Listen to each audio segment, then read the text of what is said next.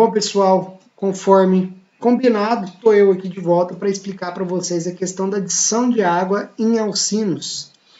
Pessoal, novamente, né? A adição de água, ela só vai ocorrer se ela for catalisada por ácidos, né? Lembra lá dos alcenos? Eu falei isso para vocês, catalisada, deixa eu botar um A aqui, por ácido, geralmente ácido sulfúrico, tá? E aí, o que ocorre com a moléculazinha de água? Ela é protonada, formando o íon hidrônio, né? Ela é ionizada, a água sofre ionização, leva à formação do íon hidrônio.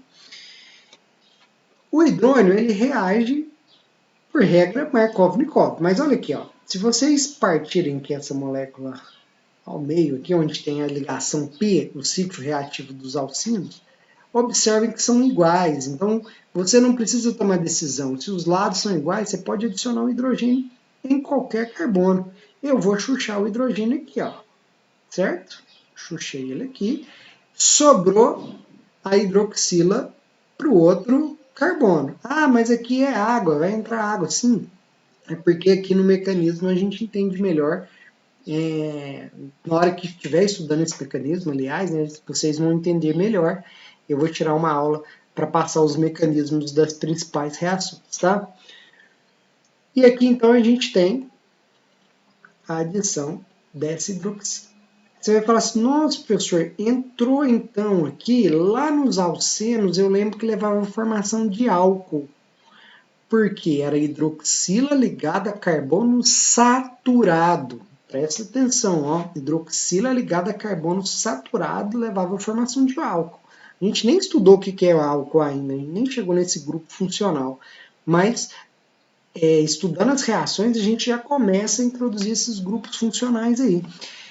Aqui a gente tem hidroxila ligada a carbono insaturado. Isso não é um álcool, tá? Isso aqui é uma função orgânica chamada enol. E essa parte que eu falei que é muito bonita da química, é que quando você conhece essas estruturas, você começa a fazer previsões do futuro, né?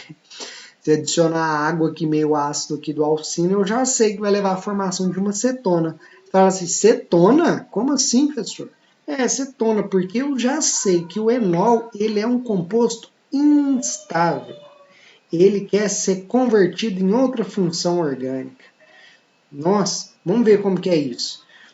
Gente, lembra que eu falei para vocês que a ligação π é um acúmulo de carga negativa, né? Os orbitais π ligam aqui através de ponte, né? A gente tem aqui um acúmulo de carga negativa. Os elétrons circulando por essa região, aqui mostrando o caminho que os elétrons circulam por esses orbitais π. Então eu só reescrevi aqui com a geometria correta, né? Trigonal plana, certo? E aqui a gente tem a hidroxila que foi adicionada nessa estrutura. A gente tem que lembrar que o oxigênio tem 2 pares de elétrons livres. Lembram de química geral, da teoria de repulsão dos pares eletrônicos lá, que o par eletrônico isolado ele é mais volumoso, ele não distribui por 2 núcleos, igual numa ligação química comum. Se eu tenho uma ligação química desse tipo aqui, ó, oxigênio-oxigênio, por exemplo, esse par de elétrons está bem distribuído entre 2 núcleos. Se a gente tem um par de elétrons apenas em um núcleo, aí não, ele está uma nuvem eletrônica mais densa sobre o átomo, né? Eu costumo até brincar aqui com os alunos lá do ensino médio que esse par de elétrons é um par de elétrons cabeçudo, né? O isolado. Ele pesa, ele concentra, ele ocupa muito espaço. Se ele ocupa muito espaço, ele vai ter uma repulsão muito grande com esses elétrons π. Isso gera uma instabilidade muito grande para essa estrutura. Então, essa estrutura ela pode converter. E olha a forma que ela pode converter, esses átomos podem se reorganizar. Como se esse hidrogênio aqui, dessa função, desse enol, esse hidrogênio, ele viesse para esse carbono, ó, aqui está CH, agora passa a ser CH2, e aqui fecha uma dupla ligação. Então, olha aqui a setinha de equilíbrio mostrando que tem um rearranjo aqui das ligações, para a molécula chegar numa posição mais estável. Então imagina o seguinte, aqui é como se o cara estivesse dormindo com o pescoço todo torto. Aí ele vai e levanta o pescoço, então ele está dormindo em cima do braço, ele está numa posição desconfortável. Ele mudou a posição dele para ganhar mais estabilidade. E é isso aqui, né? Fazendo um paralelo, é isso que a molécula fez. Ela estava numa posição desconfortável, uma posição instável, que é a forma enol, e essa forma enol ela converte para a forma cetona. Isso aqui, C-O entre carbonos, é essa função orgânica chamada cetona, uma função mais estável. Aqui os pares de elétrons estão distribuídos entre o carbono e não tem essa repulsão, porque é minimizada nessa forma, né?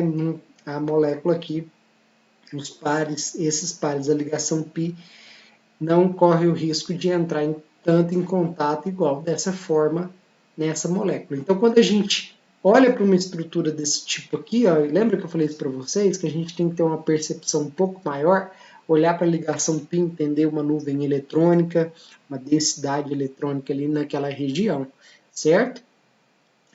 Pessoal, essa conversão de enol para cetona é chamada, é um tipo de isomeria, tá? É chamada de tautomeria,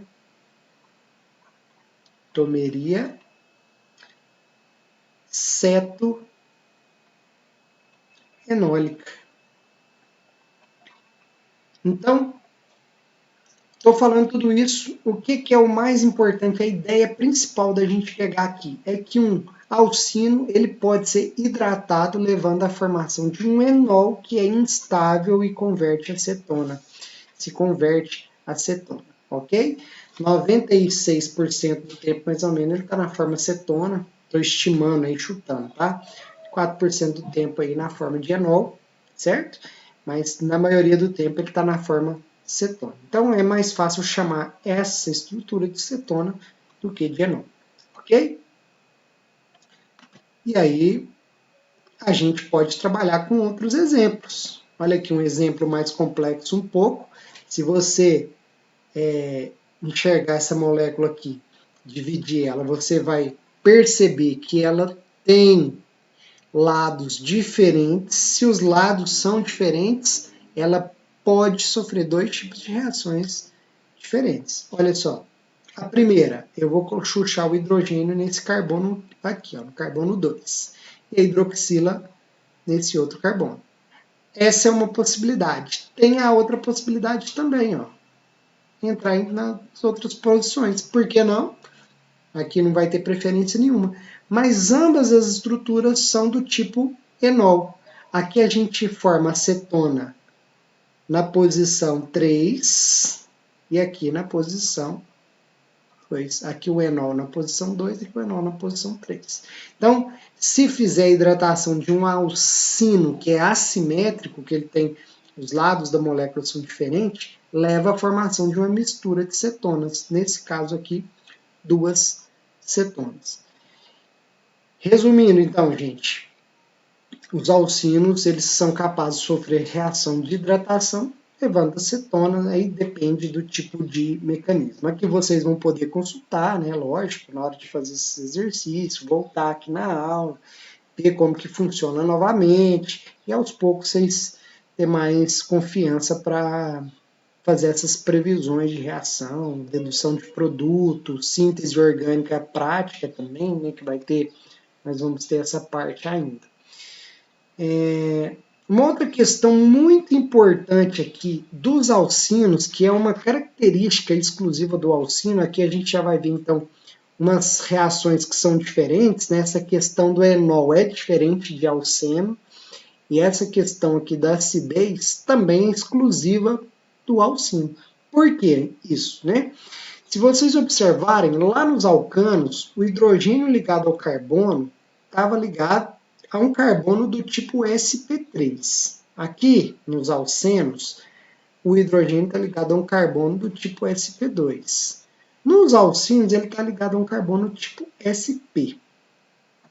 Se nós formos perceber, desses 3 orbitais, quem se parece com o menor orbital, que é o orbital S, é esse daqui, ó. Esse aqui tem muito caráter S. Maior caráter S. Não sei se eu brinquei com vocês, falei lá do negócio do cavalo e da mula, eu nunca gravo isso, né? Mas vamos pegar aí o jumento e a égua, né? Na hora que se eles conseguirem se reproduzir, eu não sei, eu não lembro desse negócio, mas eu sei que eles geram um híbrido, né? Aí pode ser aí o burro, não sei se é a mula, o que que é. Mas tem uma história dessa forma aí. E eu devia ter prestado mais atenção na aula de biologia para usar esse exemplo, né? Mas dá para a gente fazer um paralelo, né? Esse daqui é mais parecido, vamos colocar assim, com o jumento, entendeu? Esse mais parecido com a eguinha. Então, como se fosse isso, né? Então, ele tem um caráter S maior. O P já influencia pouco. Esse maior caráter S faz com que o orbital sp seja o menor orbital desses 3 aqui, ó. Ah, então você quer dizer que esse carbono sp ele é menorzinho? Sim. E vocês lembram, gente, que lá naquela tabelinha de eletronegatividade, que quanto menor o átomo, mais eletronegativo ele é, melhor é a acomodação da carga negativa, certo? Da carga negativa. Então, estou falando isso tudo por quê? Porque, gente, se a gente quebrasse tirasse o hidrogênio dessa estrutura aqui, vou mostrar aqui como que ficaria de uma forma mais bruta aqui, né? Olha só, aqui ficaria, se eu quebrasse, tirar o hidrogênio daqui, tirar o hidrogênio daqui.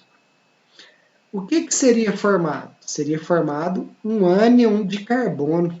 Aí você fala, nossa, nunca ouvi falar isso. Ânion de carbono. A gente vai chamar de carbânion, tá? Desses 3 aqui, esse ânion não forma, porque o carbono sp3 ele acomoda a carga negativa de forma muito ruim. Ele é um carbono mais volumoso, ele tem caráter P. Esse daqui também não acomoda bem a carga negativa. Esse já consegue acomodar melhor a carga negativa, certo? Então, esse carbono sp, ele consegue quebrar, acomodar bem a carga negativa e consegue liberar H+ para o meio. Consegue liberar esse hidrogênio. Por isso que ele é mais ácido do que os outros carbonos, ok? Então, essa certa acidez desse carbono é muito importante de ser considerada quando a gente está estudando essas estruturas, né? Então, se eu usar uma base muito forte num alcino que tem um hidrogênio ligado a esse carbono sp, essa base, por exemplo, a amida de sódio, é uma base extremamente forte e perigosa de ser manipulada, né? Ela vai ser capaz de retirar esse hidrogênio. Lembrando que essa base aqui, a base iônica, né,